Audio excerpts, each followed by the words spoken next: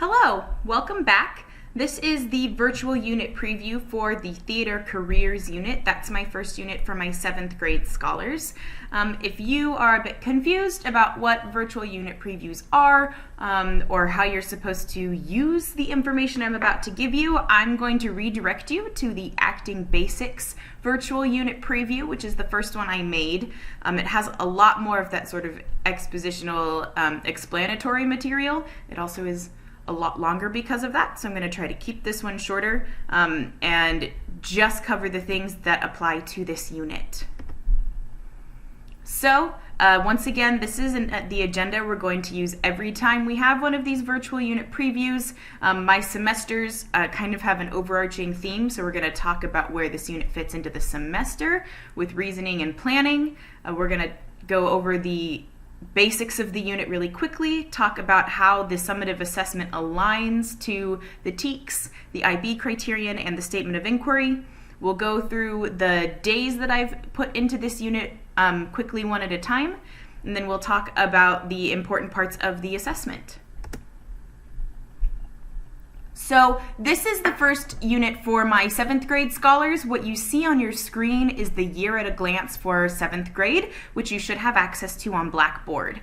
My 6th grade scholars spend the semester they have with me working on acting skills. 7th grade works on backstage skills. So as you can see here, we work on theater careers, playwriting, costume design, and directing. And then my 8th grade scholars, when I have them, work on theater history. So each of these units that I've built, they do build on each other. We do use the skills that we worked on in the unit before. It's a little less direct than it is with the acting skills semester because those are built really directly to build on top of each other.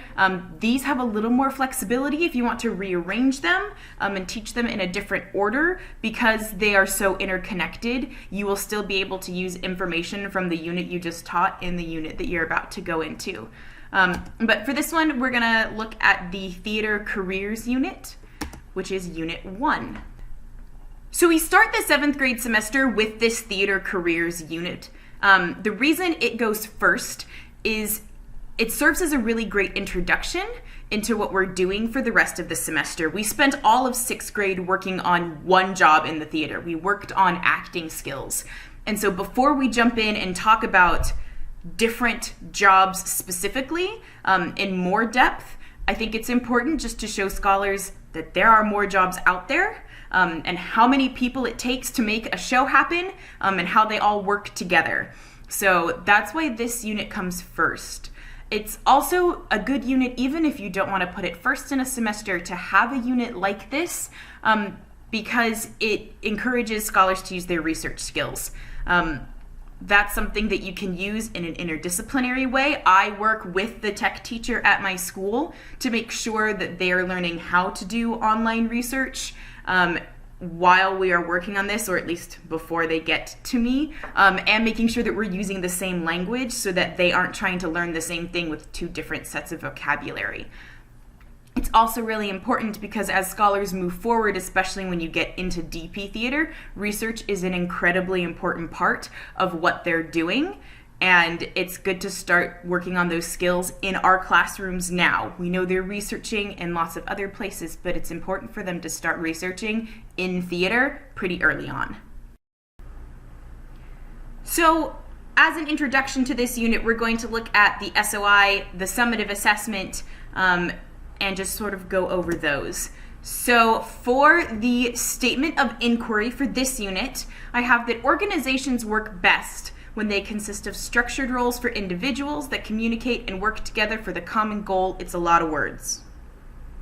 And I've worked every year I've taught this to pare down the amount of words, so it used to be longer, which can you imagine? But the ideas that I want them to be looking at are all in here. And again, if you're looking at how to build statements of inquiry, you can see here the global context as well as the key and related concepts. So you can go through and see how those are all worked into this statement of inquiry. Part of the reason I've included that this is how organizations work best is for this assignment that scholars have to write me about the statement of inquiry at the end of the unit. You can't deny that this is how some organizations work, but what they can tell me is whether or not they think it's the best way for organizations to work. So for their summative assessments, scholars are going to pretend to be an HR representative for a theater company that they're going to completely make up in class, and they're going to be giving a recruitment presentation for a specific job. So they have to include some kind of visual aid. I've given them some options about what that can be, and we'll talk about that more when we look at the assessment. But they're going to get up and do a presentation in front of the class. What it doesn't say here is that scholars in the audience are also going to have an assignment, and unlike the acting basics one, it's not nearly as much a chunk of their grade, but it is still really important. Again, I work with my tech teacher in this unit. We aren't going to talk a lot about the interdisciplinary options here, so we're just going to keep moving. So going through and making sure that our summative assessment is aligned, we're going to start with the TEKS that I've assigned to this unit. So the first one is demonstrating knowledge of theatrical vocabulary and terminology. So that is making sure that they can use the names not just of their specific job in the theater, but of the other jobs. We talk about sort of the categories that theater jobs fall into, like front of house or backstage or in rehearsal or on stage, and that making sure they can use those terms as well correctly in their presentation and visual aid. The next one is about audience etiquette. I told you I love this TEK. Anytime kids are presenting or performing, you can have this TEK because most of the time on that final assessment day, they are going to be in the audience showing proper audience etiquette. And then explore career and vocational opportunities in the theater. That's explicitly what this assignment is about. So I don't see any way you could not include this TEK in this unit. Now looking at the summative assessment and how it aligns to the objectives. I use the year 3 criteria for my 7th grade because I have found that if I set high standards for them, I'm always surprised by how many kids are able to go above and beyond what I've set for them, and they get to surprise themselves. There are lots of other ways to do this. You can use the year 1 standards if you feel like that's where your kids are, especially if you have a lot of 7th graders who've never taken your class before. I've heard of teachers as well who use the year 1 criteria in the first semester and the year 3 criteria in the second semester. I also see the logic of that. That's not super sustainable for me to have like 2 separate rubrics because of all the reteaching and doubling up I do. So I use year 3. Feel free to make a different choice. So the first one is that they demonstrate the knowledge of the art form, including concepts, processes, and use of appropriate language. So new vocabulary is a lot of what this unit is going to be about. They're going to learn a lot of vocabulary that's specific to the job that they are working with. And the only difference in this criterion from year 1 to year 3, the only big one is that it includes the use of appropriate language, all that including stuff, concepts, processes, and use of appropriate language. So mostly it's they definitely know not just what the words are, but how they relate to each other, and that is something I feel like the 7th graders can do, and definitely something that is applicable to this unit. And then evaluating the artwork of self and others, again, they have an assignment to do when they are in the audience, and it is part of their grade. Again, it's not quite as big a part of their grade as it was in the acting basics unit, but they are essentially going to choose the job that they are most interested in and fill out a mini application for it at the end of all the presentations. So that is where that grade comes from. The last thing is talking about how the assessment aligns to the statement of inquiry. Again, they write me about how it's true or false, and they're exploring that because they get to create a lot of their own stuff, so they get to see how this theater company needs this one individual job and how that job contributes to what a theater company does as a whole, which is exactly what the statement of inquiry is about. So it's important to me in this unit that not only are they looking at that theater career, but that they're also thinking about a theater company in general and how those two things relate. Because I feel like that is what the statement of inquiry is asking them to explore, both sides of that. So this is a unit that's aimed at 7th grade. These are all things that are specific to like My Scholars, not just the criterion and the TEKS, but that this assumes they have some prior knowledge of what's going on. There's some things I'm not explicitly teaching them here because I've taught it to them in 6th grade.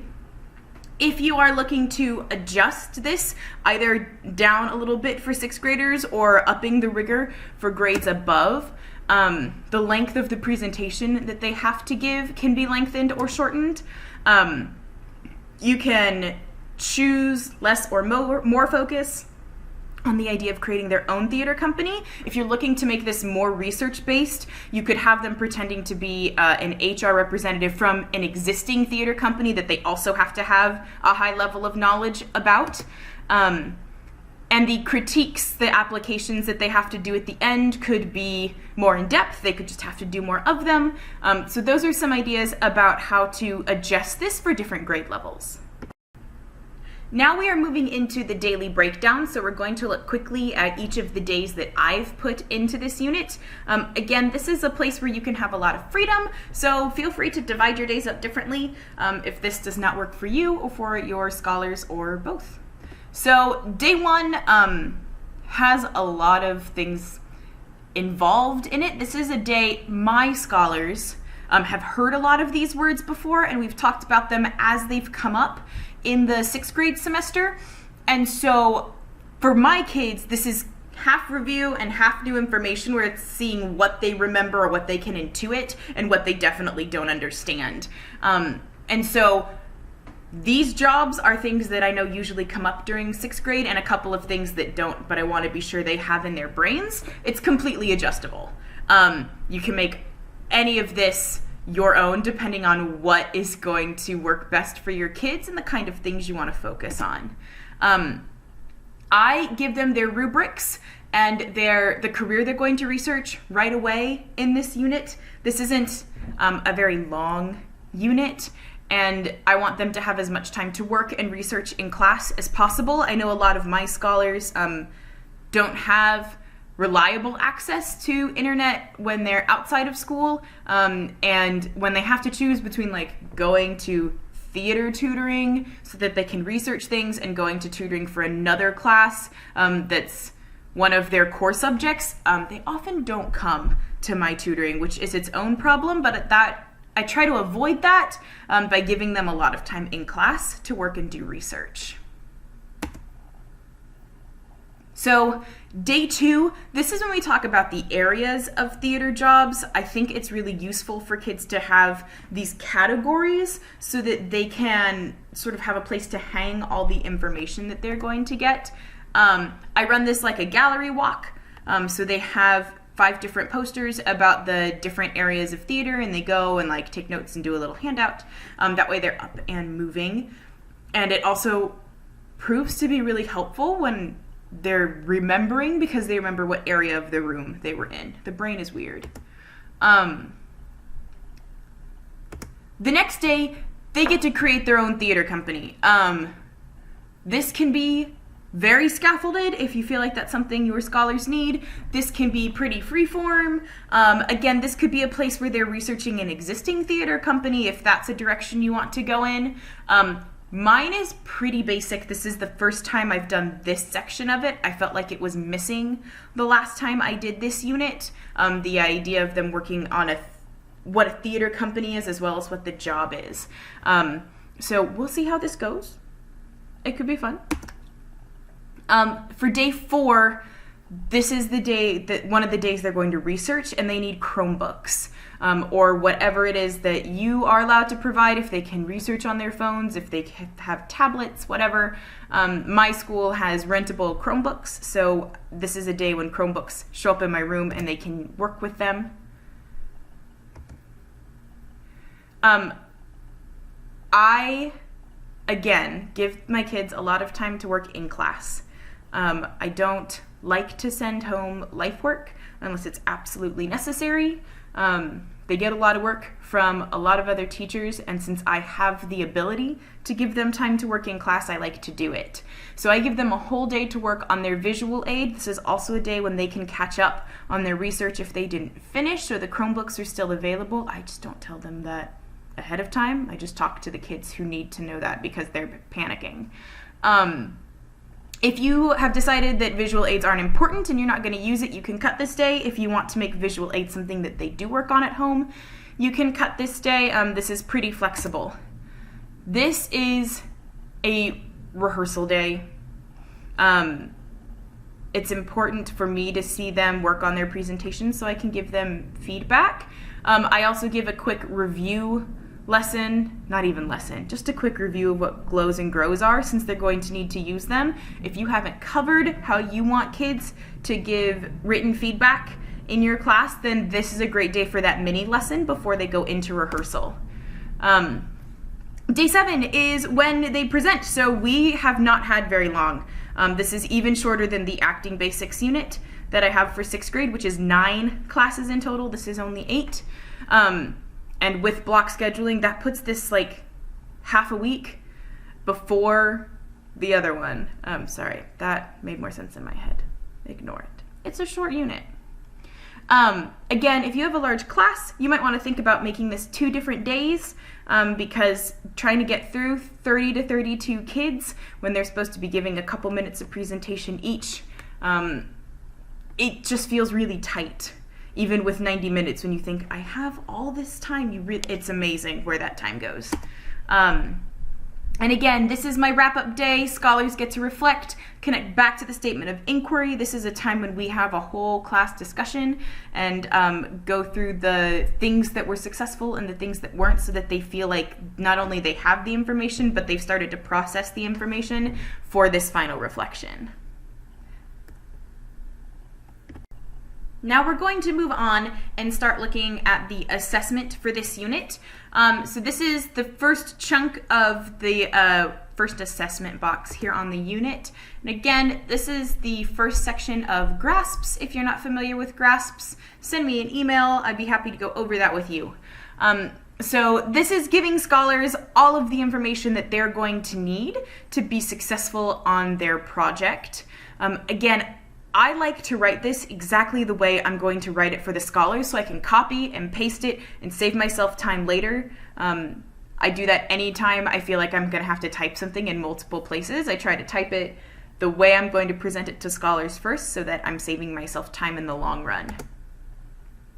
So when we're looking at the product, which is breaking down really specifically what the expectations are, I've given them an option about what to do for their visual aid. They can do a poster board, they can do a PowerPoint. It's another reason to have Chromebooks available on that day when they're working on their visual aids.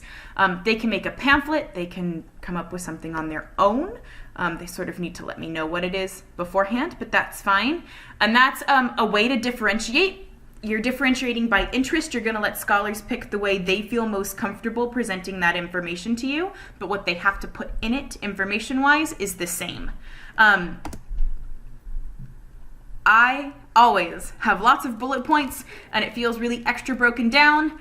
It just makes sure that everyone is on the same page, and it saves a lot of hurt feelings and stress later. So these first couple bullet points here are what's the end of the expectations for what they're doing during their presentation. When we're looking at their visual aid, these are things that apply to all forms of visual aid, no matter what they're doing. So it has to be able to read it, has to have at least 2 visuals.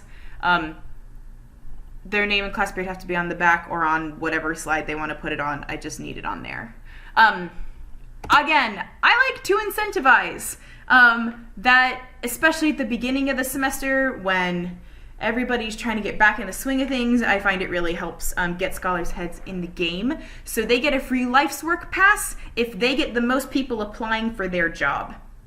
So that is another reason that those applications the kids are filling out in the audience are really important.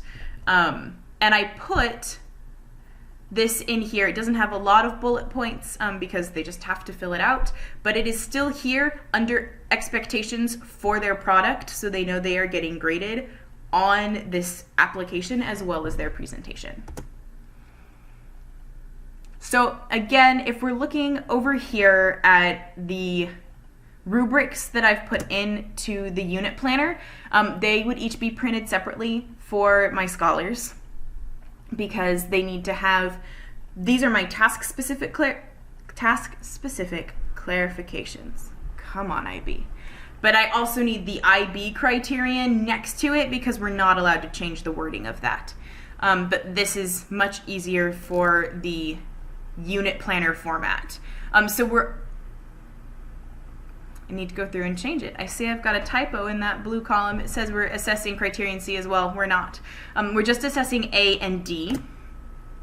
And I break things down into points.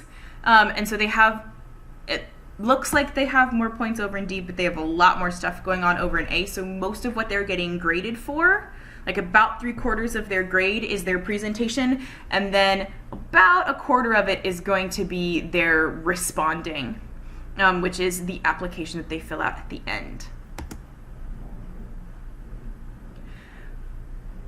When we are talking about differentiation, if you have watched the Acting Basics one all the way through, which good for you if you have, you'll notice I have a lot more daily instruction differentiation tactics in here. That's because I've taught this unit before and I know that those are some of the things that have shown up, so I felt like I was more confident in putting those in the unit plan. Differentiating the summative assessment, what I was taught was you should think about 3 different groups to differentiate for. Your English language learners, your low kids, these can be SPED kids, these can just be kids who are struggle bussin' in particular, and scholars who are really high.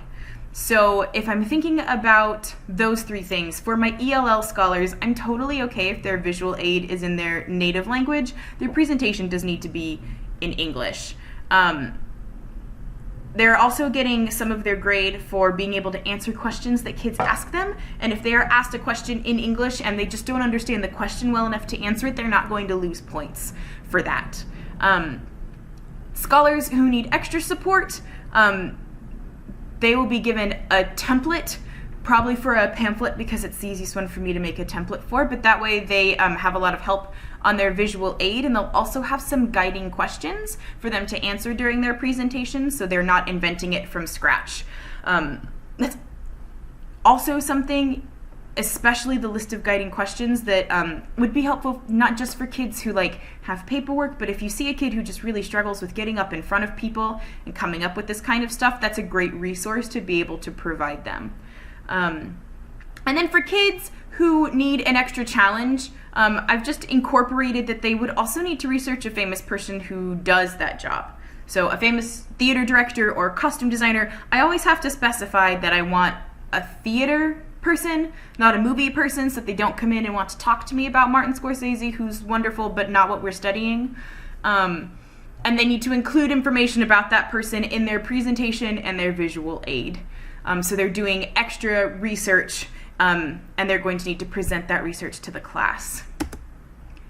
That is the end of this virtual unit preview. If you have any questions, that is my email address. I hope this was useful, and I look forward to seeing you again soon.